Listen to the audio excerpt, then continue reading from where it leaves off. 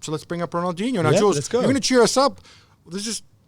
Sometimes these stories go around the world. It's such a weird story about Ronaldinho in prison in Paraguay. Help us out. Yes, he was due to go to Paraguay for a charity event. Him and his brother, who's also his agent, and turned Roberto, yeah. And turned out that when they arrived at Asunción Airport and they gave their passport at customs, guess what? It was a fake passport for Ronaldinho, who still has his Brazilian passport detained in Brazil because of tax issues and all sorts.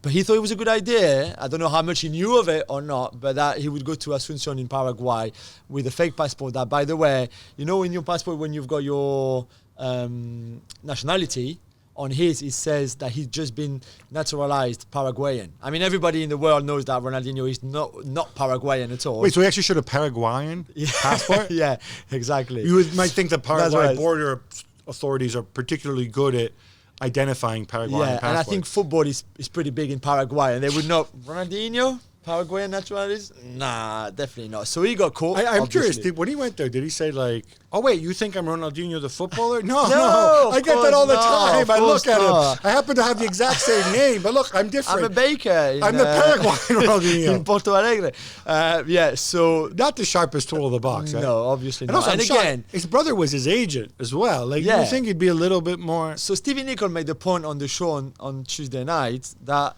players often don't know much about their travels. You know, people look... Wait, did Stevie... I wasn't on the show then. Did Stevie tell the story about when he used to travel under the English passport? No, he didn't that, but yeah. Wait, it wasn't his real name. It was Nick Stevenson? Yes, exactly. No, especially at the peak Liverpool, he was hoping nobody would... recognize him. Actually, I think it was an independent Republic of Merseyside. No, but he said that, you know, football players, Derek Hatton was the Prime Minister. Yeah, exactly. But that, you know, players, you have everything sorted for you. You hand out your passport, and then people deal with your travels and everything. So maybe Ronaldinho didn't know much about it.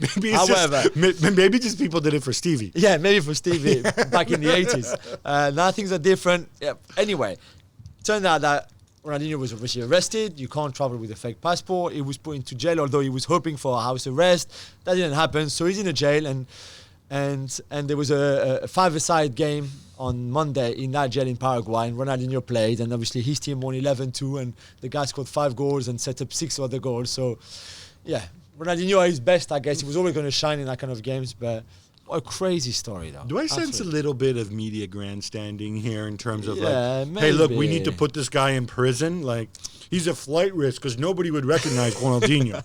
Yeah, there's maybe a bit of that. Thanks so much for watching ESPN on YouTube. And for more sports highlights and analysis, be sure to download the ESPN app. And for premium content and live streaming, subscribe to ESPN Plus.